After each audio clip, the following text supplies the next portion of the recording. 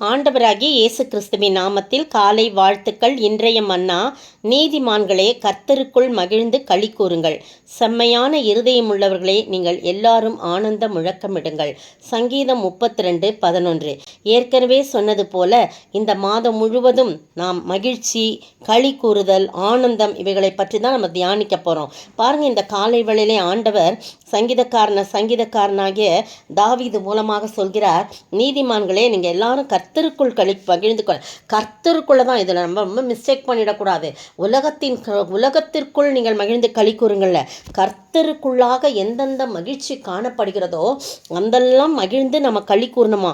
செம்மையான இருதயம் உள்ளவர்களே நீங்கள் எல்லாரும் ஆனந்த முழக்கமிடுங்கள். பாருங்க 33 அடுத்த சங்கீதம் 33:1 பாருங்க, நீதிமான்களே கர்த்தருக்குள் களி கூறுங்கள், துதி செய்வதே செம்மையானவர்களுக்கு தகும். நீதிமான்களையும் செம்மையானவர்களும் ஒன்று சேர்த்து சொல்லப்பட்டிருக்கிறது.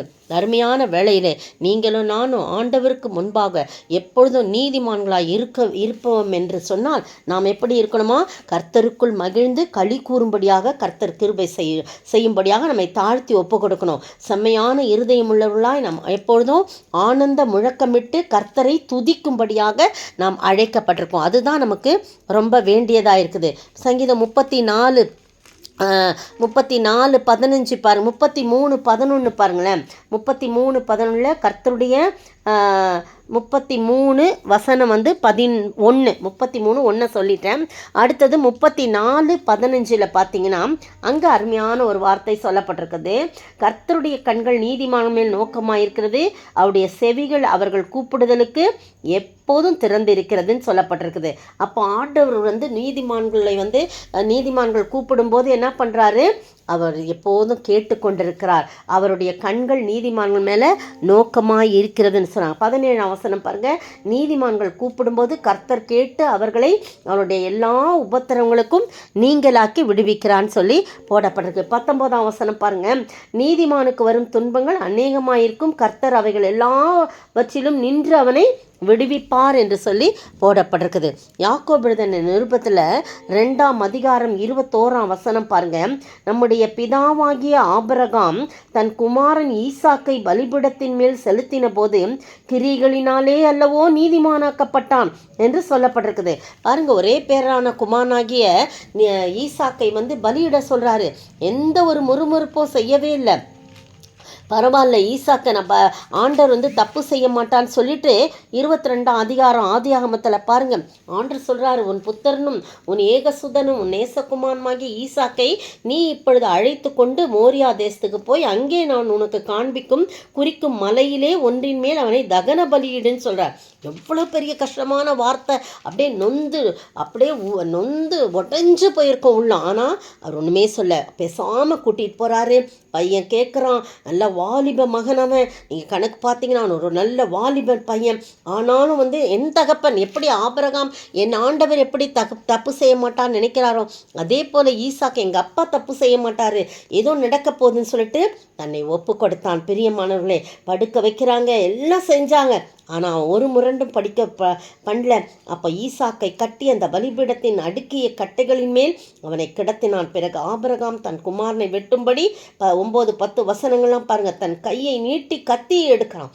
அப்பொழுது கர்த்தருடைய தூதனான வானத்திலிருந்து ஆபிரகாமே ஆபிரகாமே என்று கூப்பிட்டார். அவன் இதோ அடியேன்னு சொன்னவன, பிள்ளையாண்டன் மேல் உன் கையை போடாதே, அவனுக்கு ஒரு கெடுதியும் செய்யாத, நீ உன் புத்திரனெல்லாம் பார்க்காதபடி, உன் ஏகசுதன் என்று பார்க்காதபடி கர்த்தருக்காக ஒப்பு கொடுத்தபடினாலே நீ தேவனுக்கு பயப்படுகிற என்பதை அறிந்திருக்கிறேன் என்று சொல்லி 18 வசனம், நீ என் சொல்லுக்கு கீழ்ப்படிந்தபடியால் உன் சந்ததிக்குள் பூமியுள்ள சகல ஜாதிகளும் ஆசீர்வதிக்கப்படும் என்று என் பேரில் ஆணையிட்டு என்று கர்த்தர் சொல்லுகிறார் என்று சொல்கிறத பார்க்குறோம். அங்கே ஒரு ஆட்டுக்கடா இருக்குது. நமக்கு அந்த சம்பவம்லாம் நமக்கு தெரியும். அதை தான் இங்கே யாக்கோபு எழுதின நிருபத்தில் கிரியைகளினாலே ஆபிரகாம் என்ன பண்ணார், நீதிமானாக்கப்பட்டான் என்று சொல்லப்பட்டிருக்கு. நீங்களும் நானும் நீதிமான்கள் லிஸ்ட்டில் தான் நம்ம காணப்படணும்.